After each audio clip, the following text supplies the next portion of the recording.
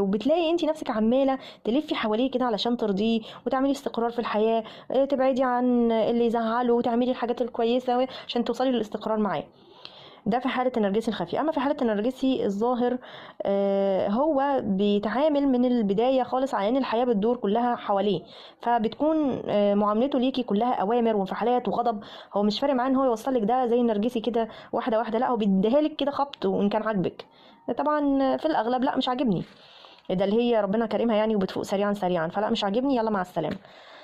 وفي اللي بيبقى عندهم صبر لا حول ولا قوه الا بالله فبيستنوا شويه، بس برضه في الاخر تبقى النهايه واحده. اما في حاله النرجسي الخفي زي ما قلنا لا الموضوع بيطول لسنين، بتفضلي تلفي في فلك وبتحاولي ترضيه، بتحاولي تعملي استقرار في الحياه، وبنبدا بقى نجيب عيل واثنين وثلاثه والدنيا بتمشي زي ما احنا عارفين. النقطه اللي بعد كده، النرجسي الظاهر ما بيهتمش بالسيطره على الضحيه بالتحايل بقى